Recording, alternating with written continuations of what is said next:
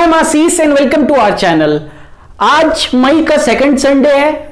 मई के second Sunday को Mother's Day मनाया जाता है पूरे वर्ल्ड में। इसकी शुरुआत 1908 यूएस में पहली बार अन्ना जर्विस नाम की एक महिला थी जिन्होंने अपने मां के लिए किया था। तो आपको हमारी टीम से हैप्पी मदर्स डे।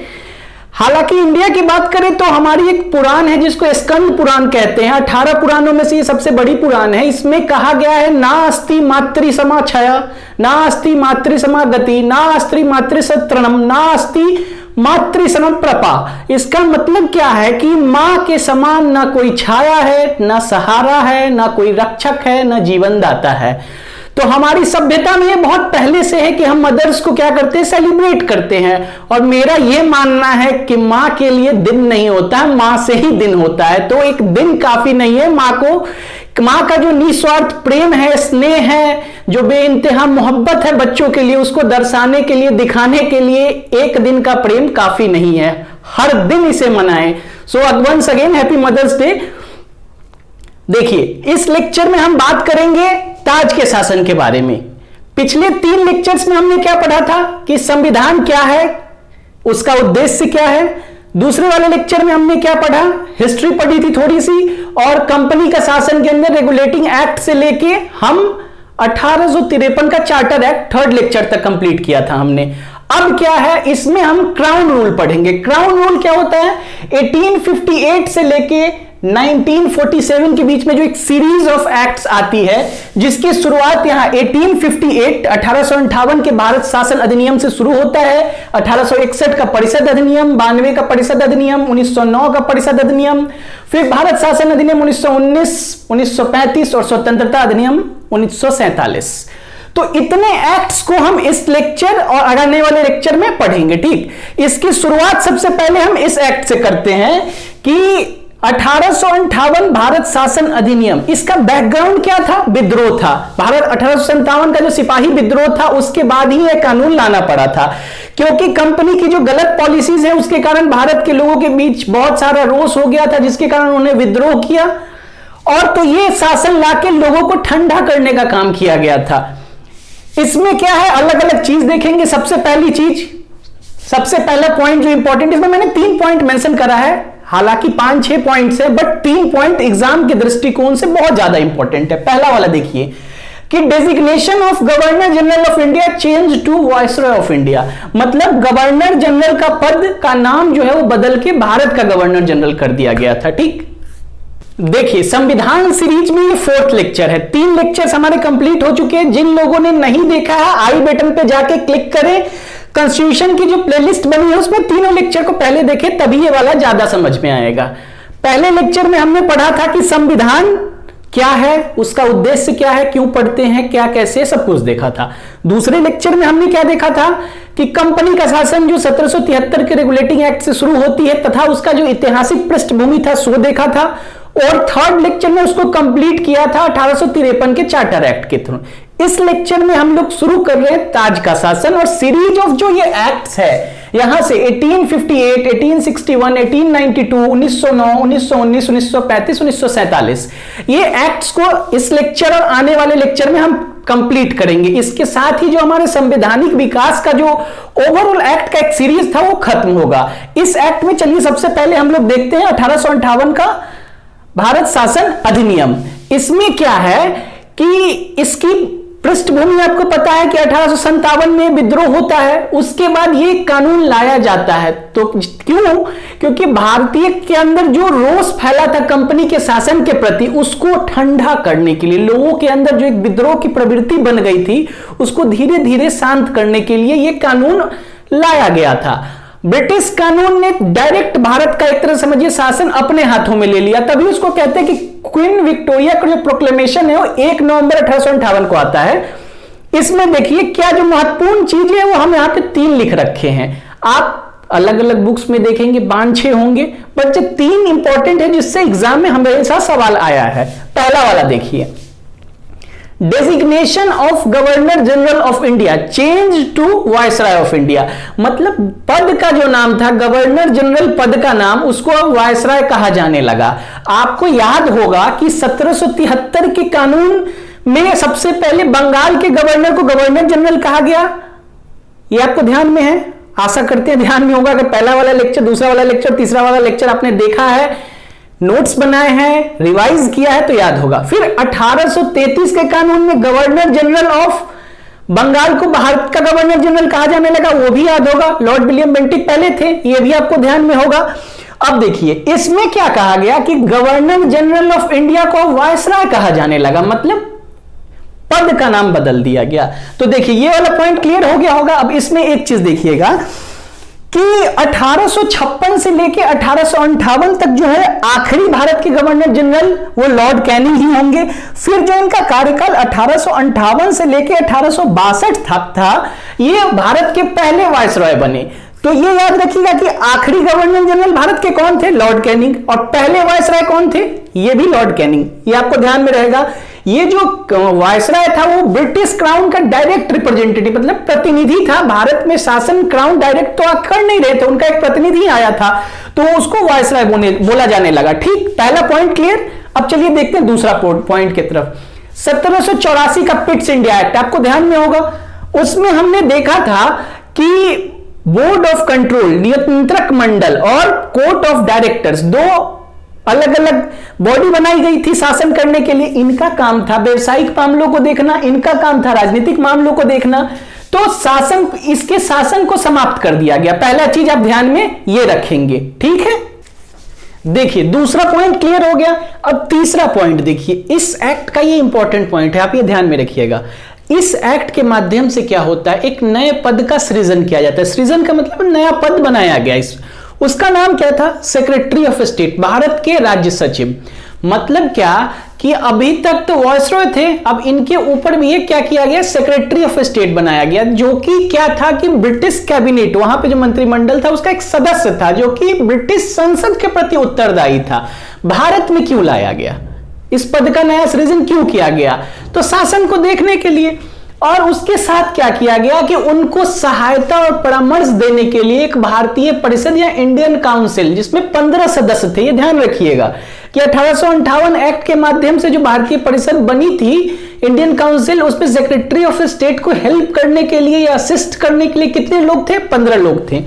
ठीक, तो ये तीसरा पॉइंट आपको क्लियर होना चाहिए। अब इसमें क्या है, बहुत बच्चे याद करते हैं लेकिन इसमें एक पॉइंट भूल जाते हैं। वो क्या है कि पहला सेक्रेटरी ऑफ स्टेट कौन था? ये सवाल बहुत एग्जाम्स में आए हैं और most of the routine books जो है, लूसेंट हो या क्राउन वगैरह में है, कहीं कहीं नहीं भी दिया गया है। तो उनका नाम था लॉर्ड स्टैनले। आप ध्यान में रखेंगे, एकदम याद कर लीजिए। अभी हम कम्युनिटी पोस्ट के थ्रू पोल क्रिएट कर रहे हैं यूट्यूब पे, उसमें मैंने देखा बहुत बच्चे अभी भी सही सवाल, सही जो है जवाब नहीं दे रहे हैं। जैसे कि पूछा था कि बक्सर की लड़ाई के समय जो है बंगाल का गवर्नर कौन था, उसमें अधिकतर बच्चों ने गलत किया है। आप जाके देखिए कॉन्स्टिट्यूशन 2 का लेक्चर, उसमें आपको आंसर यहां पे लिखा हुआ मिलेगा कि वैन स्टार्ट था 1760 से 1765 के बीच में। तो इस तरीके की गलतियां अगर कीजिएगा, देखिए संविधान का सवाल जो होता है वो सरल होता है। अगर आप सहजता और एकदम शांतिपूर्ण ढंग से अगर करेंगे एग्जामिनेशन हॉल में, तो गलतियां होने के चांसेस बहुत कम है। आप 100% स्कोर कर सकते हैं संविधान के सवाल में। तो ये ध्यान रखिए, भूलिए मत,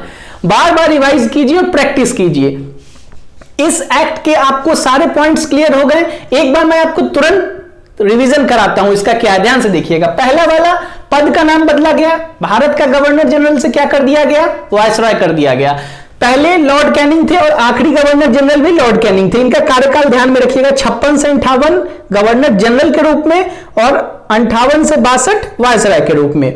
यह ध्यान में रहेगा। दूसरा पॉइंट सिंपल सा, बोर्ड ऑफ कंट्रोल और कोर्ट ऑफ डायरेक्टर्स के शासन को समाप्त कर दिया गया, जो कि पिट्स इंडिया एक्ट से शुरू हुआ था। और तीसरा, एक सेक्रेटरी ऑफ स्टेट, भारत के राज्य सचिव का गठन किया गया पद का। उस पे पहले ऐसे जो व्यक्ति जो उस पे थे, इस पद पे वो थे लॉर्ड स्टैनले। ये ध्यान में रखिएगा। तीनों पॉइंट इसका क्लियर है। अब इसके बाद हम देखेंगे भारत परिषद अधिनियम 1861। चलिए अब देखते हैं उस एक्ट को। 1858 का जो कानून था वो क्लियर है आपको? अगर कोई दिक्कत है तो कमेंट सेक्शन में बताएं, कोई पॉइंट समझने में दिक्कत हो तो। ठीक, अब 1861 का हम भारत परिषद अधिनियम देखते हैं। अब इससे पहले थोड़ा एक बैकग्राउंड चीज जान लीजिए कि हुआ कि 1857 में विद्रोह हुआ था। इसके बाद जो अंग्रेजी हुकूमत थी, जो शासन कर रहे थे, या उनका जो क्राउन रूल जो लगा था, उसमें उन लोगों को यह लगा कि अगर भारत में शासन करना है तो भारतीयों का सहयोग जरूरी है, बिना उनके सहयोग के हम उन पे शासन नहीं कर सकते शांतिपूर्ण ढंग से। तो उन्होंने क्या किया, इस एक्ट के माध्यम से ये जो पॉलिसी ऑफ एसोसिएशन यानी सहयोग नीति का विस्तार करना यहीं से शुरू किया। इसीलिए इस एक्ट का जो है हमारे इंडियन हिस्ट्री मतलब कॉन्स्टिट्यूशनल हिस्ट्री में एक लैंडमार्क प्लेस माना जाता है। ठीक है, संवैधानिक विकास में एक अलग ही इसका जगह है। सबसे पहले देखिए इसका इंपॉर्टेंट पॉइंट क्या है, representative institutions by associating Indians in law making process. इस एक्ट के माध्यम से क्या हुआ, सर्वप्रथम, अभी हालांकि ये गैर सरकारी रूप में ही शामिल किया गया, लेकिन भारतीयों को कानून बनाने की जो प्रक्रिया है उसमें शामिल करने की शुरुआत की गई। उदाहरण के तौर पे जो उस समय मैंने आपको बताया, भारत के पहले वॉइसरॉय थे कौन, लॉर्ड कैनिंग। उन्होंने क्या किया कि परिषद में 3 सदस्यों को मनोनीत किया, मतलब नॉमिनेट किया। कौन कौन, बनारस के राजा, याद रखिएगा, दूसरा पटियाला के महाराजा, और तीसरे थे सर दिनकर राव। ये तीनों नाम ध्यान में रखिएगा कि लॉर्ड कैनिंग ने इनको गैर सरकारी नॉन ऑफिशियल मेंबर के रूप में इनको नॉमिनेट किया परिषद में। तो पहला पॉइंट क्लियर होना चाहिए कि लॉ मेकिंग प्रोसेस में, ऐसे तो अंग्रेज कह रहे थे कि हम भारतीयों को क्यों शामिल करें, उन पे तो हमको शासन करना है, लेकिन जब विद्रोह हुआ भारत के लोगों के बीच में जो विद्रोह की जो प्रवृत्ति बन गई थी, उसके बाद इन्होंने धीरे धीरे उसको ठंडा करने के लिए क्या किया कि अब भारतीयों का सहयोग लेना शुरू किया यहां से। तो ये वाला पॉइंट आपको क्लियर है। दूसरा वाला पॉइंट देखिए, ये बहुत एग्जाम में पूछा है। सबसे पहले कि पोर्टफोलियो सिस्टम किसने शुरू किया था, समविभागीय प्रणाली किसने शुरू किया था। तो 1859 में लॉर्ड कैनिंग जो वायसराय थे उन्होंने इसकी शुरुआत की थी। तो इस एक्ट के माध्यम से, इस कानून के माध्यम से इसको मान्यता मिली। अब देखिए पोर्टफोलियो सिस्टम से क्या होता है, जैसे कि अभी आपको ध्यान में होगा, वर्तमान स्थिति देख लीजिए, वित्त विभाग किसी के पास है, रेल विभाग किसी के पास है, अलग अलग जो विभागों का बंटवारा होता है, स्वास्थ्य विभाग, कोयला मंत्रालय, मतलब अलग अलग जितने, पर्यावरण मंत्रालय, रक्षा मंत्रालय, जितने भी मंत्रालय हैं वो किसी ना किसी मंत्री याद करते हैं ना कि ये डिफेंस मिनिस्टर ये है, हेल्थ मिनिस्टर ये है, एग्रीकल्चर मिनिस्टर ये है। मतलब क्या है कि विभागों का बंटवारा होने से काम आसान हो जाता है। तो लॉर्ड कैनिंग ने पोर्टफोलियो सिस्टम को इंट्रोड्यूस किया था। ये क्वेश्चन बहुत बार पूछा है, आप ध्यान में रखेंगे। 1859 में, और इस एक्ट के माध्यम से इस प्रणाली को क्या मिली, मान्यता मिली। ठीक, ये क्लियर। अब देखिए तीसरा पॉइंट है डिसेंट्रलाइजेशन के बारे में, विकेंद्रीकरण। मैंने आपको बताया था कि 1773 से केंद्रीकरण स्टार्ट हुआ, कि सारा पावर जो है गवर्नर जनरल के पास जाने लगा था। आपको ध्यान होगा तो मैंने बताया था कि 1833 के चार्टर एक्ट में गवर्नर जनरल ऑफ इंडिया के अंदर सारी पावर निहित कर दी गई थी, और बॉम्बे और मद्रास की जो विधायी शक्तियां थी, मतलब कानून बनाने का शक्ति था, वो भी छीन के उनको दे दी गई थी। अब क्या हुआ कि धीरे धीरे ये क्या करने लगे कि एक जगह से शासन करना इनके लिए डिफिकल्ट हो रहा था, तो इन्होंने विकेंद्रीकरण स्टार्ट किया, डिसेंट्रलाइजेशन। जैसे कि पंचायती राज अभी वर्तमान जो व्यवस्था है उसमें एक डिसेंट्रलाइजेशन का ही पार्ट है, कि धीरे धीरे हम क्या करते हैं, पावर्स को नीचे तक लोअर लेवल्स में भेजते हैं। तो वही अब यहां से क्या किया गया कि बॉम्बे और मद्रास के गवर्नर के जो लेजिस्लेटिव पावर्स उसको रीस्टोर कर दिए गए, मतलब फिर से पुनः उनको वापस दे दी गई। ठीक, तो तीसरा पॉइंट भी आपको क्लियर हो जाना चाहिए। फोर्थ पॉइंट, ये भी बहुत इंपॉर्टेंट है कि आपातकाल के दौरान कोई इमरजेंसी आ जाए तो वायसरॉय को जो है क्या किया गया, अध्यादेश जारी करने की शक्ति दी गई। लॉर्ड कैनिंग ऐसे वायसरॉय पहले रहेंगे जिनको ये शक्ति दी गई, और इस ऑर्डिनेंस मतलब इस अध्यादेश का जो मैक्सिमम जीवन काल मतलब लाइफ जो हो सकता था वो 6 महीना हो सकता था। अभी जब हम संविधान को आगे देखेंगे तो उसमें देखेंगे 1, 2, 3 आर्टिकल मतलब 123 अनुच्छेद, राष्ट्रपति को जो क्या है अध्यादेश जारी करने की शक्ति दी गई है, power of president to promulgate ordinance, ये 1, 2, 3 में है। उसी तरह गवर्नर को भी ये 2, 1, 3 में, ये दोनों आप ध्यान रखेंगे। बट ये ध्यान रखिएगा जो इस दोनों का सोर्स है वो ये वाला नहीं है, वो गवर्नमेंट ऑफ इंडिया एक्ट 1935 से उसका जो स्रोत है राष्ट्रपति और क्या राज्यपाल, उनका ये वाला यहां से वो सोर्स नहीं है। ये ध्यान में रखिए, ये गलती मत कीजिएगा कभी कि सोर्स कहां से, तो वो भारत शासन अधिनियम 1935 का जो एक्ट है उससे वो दिया गया है। ये हमेशा आपके दिमाग में बना रहना चाहिए।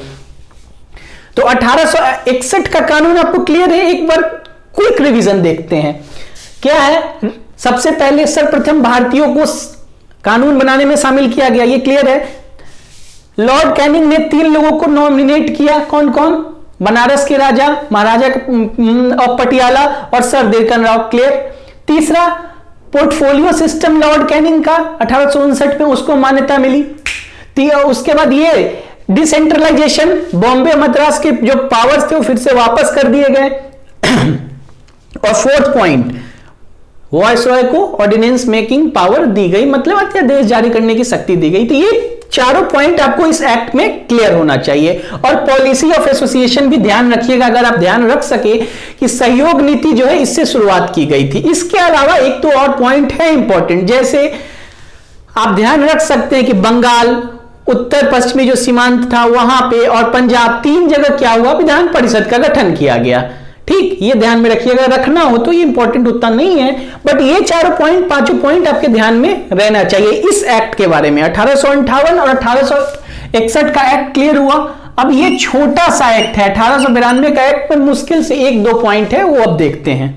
1892 का जो भारत परिषद अधिनियम है ये छोटा सा है, इसमें 1-2 पॉइंट बस है जो मैंने इंपॉर्टेंट के रूप में यहाँ पे लिख रखा है, उसको आपको ध्यान में रखना है। क्या क्या है पहले देखते हैं।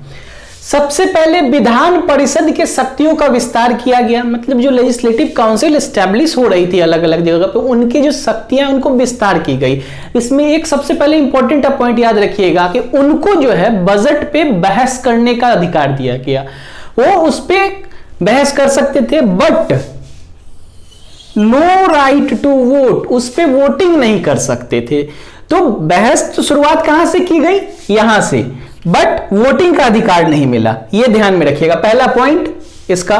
दूसरा, एक इंपॉर्टेंट चीज पूछता है कि ब्रिटिश भारत में बजट सिस्टम को कब इंट्रोड्यूस किया गया था। तो किया तो गया था 1860 में, बट उस पर बहस करने की जो शक्ति है वो कब दिया गया, 1892 के अधिनियम के द्वारा। ये इंपॉर्टेंट पॉइंट है, दोनों क्लियर रखिएगा। तीसरा पॉइंट देखिए, अब केंद्रीय विधान परिषद और प्रांतीय विधान परिषद, उसमें कुछ सदस्य जो थे, जैसे भारतीयों का जो इंट्रोडक्शन उसमें किया जा रहा था वो गैर सरकारी के रूप में किया जा रहा था। ठीक, अब अप्रत्यक्ष रूप से उनके लिए चुनाव का जो है प्रावधान दिया गया। हालांकि आप ध्यान में रखेंगे वर्ड इलेक्शन का यूज उन्होंने नहीं किया था इस एक्ट में। वो अभी हम 1919 का कानून जब देखेंगे तो आपको समझ में आएगा कि वहां से डायरेक्ट इलेक्शन किस किस चीज बेसिस पे हुआ था, वो सब अलग चीजें हैं। बट इन्होंने एक प्रावधान दिया कि हाँ चुनाव होगा अप्रत्यक्ष रूप से, किसके लिए, गैर सरकारी सदस्यों के लिए, लेकिन चुनाव शब्द का प्रयोग नहीं किया था कानून में। तो ये तीनों पॉइंट आप क्लियर रखिएगा कि इनका विधान परिषद के शक्तियों का विस्तार किया गया, बजट पे बहस कर सकते थे। उसके बाद दूसरा ऑब्जेक्टिव आप याद रखेंगे कि ब्रिटिश इंडिया में बजट को कब इंट्रोड्यूस किया गया था, तो 1860 में। और तीसरा, गैर सरकारी सदस्य के रूप के लिए चुनाव के लिए क्या अप्रत्यक्ष व्यवस्था की गई, बट चुनाव शब्द का प्रयोग नहीं किया गया। 1892 छोटा सा है, इसमें यही 3 इंपॉर्टेंट पॉइंट है। बाकी अगर कहीं भी कितना दे रखा है सवाल इस पे, बस इस पे बनता है कि कब मिली थी, और एक ये, और ये चुनाव शब्द का प्रयोग नहीं किया गया था, ये ध्यान रखिएगा। और मैं आपको आगे की बात एक बता दूं कि पूरे संविधान में जितना भी अनुच्छेद है उस पर बजट शब्द का प्रयोग कहीं नहीं किया गया है। तो अगर सवाल किसी एग्जाम में आए कि जो बजट शब्द है ये संविधान के किस अनुच्छेद में दे रखा है, तो कहीं दे ही नहीं रखा है। ठीक, ये ध्यान में रखिएगा। ये इस प्रकार 1892 का भी जो संविधान, ये भारत परिषद अधिनियम है वो खत्म हुआ। ठीक, तो ये तीनों एक्ट जो है आपको यहां पे खत्म होते हैं। अब अगले लेक्चर में हम 1909, 1919, 1935 और 1947 मॉर्ले मिंटो सुधार या Morley Minto reforms, Montagu Chelmsford reforms, Government of India Act 1935 और भारत स्वतंत्रता अधिनियम 1947, ये चारों एक्ट को अगले लेक्चर में हम देखेंगे। आप लेक्चर्स को जाके रिवाइज कीजिए, याद कीजिए जितना हो सके उसको, उस पे क्वेश्चंस जो पोल के थ्रू मैं अभी क्रिएट कर रहा हूं, आगे चल के आपको क्या है सब पे क्वेश्चन कराऊंगा अभी, मल्टीपल चॉइस क्वेश्चन जो भी एग्जाम में, अलग अलग एग्जाम में आए हैं, आपको सवाल कोई नहीं छूटेगा। बट आपको मेरा साथ इसलिए देना होगा क्योंकि आपको याद करना होगा, घर पे जाके लिखना होगा। आप लिखेंगे नहीं, याद नहीं करेंगे, प्रैक्टिस नहीं करेंगे, तो हम कितना भी मेहनत कर ले, या कोई भी टीचर फैकल्टी कहीं भी कितना मेहनत कर ले, आप सवाल गलत कर देंगे अगर रिवीजन आपने सही समय पे और बार बार नहीं किया है। तो ये ध्यान में रखेंगे। ठीक, इस वीडियो में हम इस कंटेंट को इतना ही तक रखेंगे। मैथ्स की लेक्चर अभी आपकी कंटिन्यू नहीं हो पा रही क्योंकि जो मैथ्स के फैकल्टी है राहुल सर, उनके दादाजी का निधन हो गया है हाल ही में, जिसके कारण से वो अभी अनअवेलेबल है। इसके कारण लेक्चर अपडेट्स नहीं हो रही हैं। जैसे ही वो आते हैं और इस दुखद सूचना से उबरते हैं, वो अपनी लेक्चर्स कंटिन्यू करेंगे ही, जल्द ही करेंगे। आने वाले दिनों में वो अपनी लेक्चर्स स्टार्ट कर देंगे, वो अभी अवेलेबल नहीं है। आई होप ये आपको वीडियो अच्छी लगी है तो आप इस वीडियो को शेयर करेंगे। अगर कोई दिक्कत है किसी चीज को समझने में तो नीचे कमेंट सेक्शन में जरूर मेंशन करें, वीडियो को लाइक भी करें। और मदर्स डे है तो मुनव्वर राना साहब का एक शेर फिर से याद आ गया, जाते जाते मैं आपको सुना के जा रहा हूं कि लबों पे उसके कभी बद्दुआ नहीं होती, बस एक मां है जो मुझसे कभी खफा नहीं होती। तो keep loving your mother. Happy Mother's Day again from our team. I hope आप सभी अच्छे हैं, स्वस्थ रहें, सुरक्षित रहें। जल्द ही मिलते हैं अगले लेक्चर के साथ जो कि संविधान 5 का लेक्चर होगा, कॉन्स्टिट्यूशन